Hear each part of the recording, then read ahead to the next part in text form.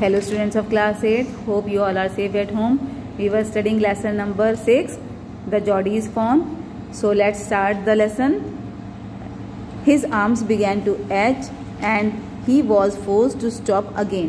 When he walked on, the fawn followed him at once. He allowed it to walk a little distance. Then he picked it up again. The distance home was nothing. He could have walked all day and into the night carrying it and watching it follow.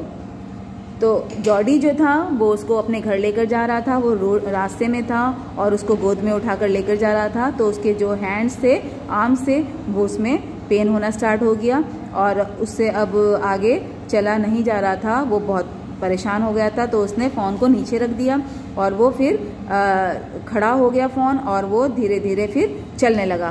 तो जैसे जब Jordi आगे आगे जा रहा था तो phone भी उसको पीछे से फॉलो करने लगा और वो धीरे धीरे चलता रहा। जो डिस्टेंस था वो बहुत ज़्यादा था लेकिन उसे पूरा दिन चलना पड़ा और फिर वो रात को भी उसे कैरी करना पड़ा और फ़ोन जो था उसको पीछे पीछे फॉलो करता रहा।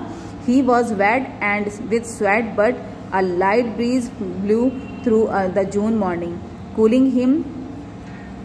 The sky was as clear as spring water in a blue china cup. तो जब जॉडी उसको लेकर जा रहा था चलते चलते, क्योंकि गर्मी का मौसम था तो अब उसको पसीना आने लगा। तो तभी ठंडी सी हवा चली और जो उसको जो है वो हवा पसीने जो आ रहा था इसलिए उसे ठंडी लगी वो हवा बहुत ज़्यादा। और स्काई जो था बिल्कुल साफ़ था, जैसे कि पानी होता है चाइना कप में, ब्लू चाइना कप में जो पानी साफ़ नज़र आता है, ऐसे ही स्काई जो था वो बिल्कुल साफ़ नज़र आ रहा था। ही केम टू द क्लियरिंग, अब वो जंगल से बाहर आ गया था, ओपन में आ गया था। It was fresh and green after the night's rain, बिल्कुल अब सब जगह फ्रेश लग रहा था क्योंकि रात में जो बारिश हुई थी उससे सब कुछ वॉश हो गया था, सब धुल चुका था।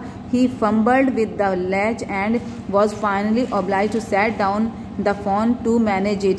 Then he had an idea. He would walk into the house, into Penny's bedroom with the phone walking behind him. But as the steps, the phone barked and refused to climb them. He picked it up and went to his father's. Penny lay and with closed eyes. तो Jordi जो था अब घर तक पहुंच चुका था और उसे वो अब उसके मन में एक विचार आया। उसने सोचा कि पेनी जो है वो वहाँ पर आराम कर रहे हैं, उसके फादर जो हैं वो बेडरूम में हैं। तो उसने ये सोचा कि फ़ोन को उसके पास लेके जाएं और फ़ोन बट आगे नहीं बढ़ना चाह रहा था। तो उसने जॉडी ने फ़ोन को उठा लिया और फिर वो पेनी के पास ले गया जहाँ पर वो लेटे हुए थे। उन्होंने अपनी आइज़ बंद की हुई थी। जॉडी कॉल्ड, पा लुक, तो जॉडी बोला पा देखो। Penny turned his head, Jody stood beside him, the fawn clutched hard against him. It seemed to Penny that the boy's eyes were as bright as fawn. He said, I am glad you find him. Penny ने अपना sir घुमाया। Jordi हिरन शावक को कसकर अपने से चिपकाकर उसके पास खड़ा था और पेनी ने जैसे लड़के को देखा तो बिल्कुल हिरन शावक की जैसे उसकी आंखों में चमक थी, जैसे कि जॉडी की आंखों में थी ऐसे ही हिरन शावक के आंखों में भी ऐसे ही चमक थी। और उसे फिर पेनी ने, उसके फादर ने बोला कि मुझे बहुत खुशी है कि तुमने इसको ढूंढ लिया है। Jody then went to the kitchen. The fawn wobbled after him. A pan of morning milk stood in the kitchen, safe. The cream had risen on it. He skimmed the cream into a jug. He poured milk into a small gourd. He held it out to the fawn. It butted it suddenly, smelling the milk. He saved it precariously from spilling over the floor.